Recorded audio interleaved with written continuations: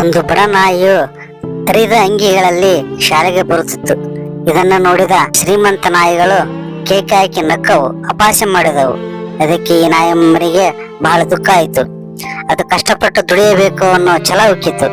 ಅದು ಕಷ್ಟಪಟ್ಟು ದುಡಿಯತೊಡಗಿತು. ಬಾಟಲಿಗಳನ್ನು ತೆಗೆದುಕೊಂಡು ಬಂದು ಮಾರಿ ಸ್ವಲ್ಪ ಹಣ ಪಡೆಯಿತು. ಹಾಗೆಯೇ ಬೂಟ್ ಪಾಲಿಶ್ ಮಾಡುತ್ತಾ ಅದರಿಂದಲೂ ಸ್ವಲ್ಪ ಸ್ವಲ್ಪ ಹಣವನ್ನು ಪಡೆದುಕೊಂಡಿತು. ಹಾಗೆಯೇ ಹಣ್ಣುಗಳನ್ನು ಮಾರುತ್ತಾ ತನ್ನ ದುಡಿಮೆಯನ್ನು ಮಾಡತೊಡಗಿತು.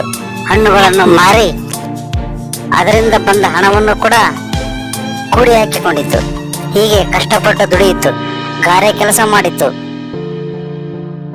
ಹೀಗೆ ನಾನಾ ರೀತಿಯ ಕೆಲಸಗಳನ್ನು ಮಾಡಿ ಅದು ಸ್ವಲ್ಪ ಹಣವನ್ನು ಕೂಡಿಟ್ಟಿತ್ತು.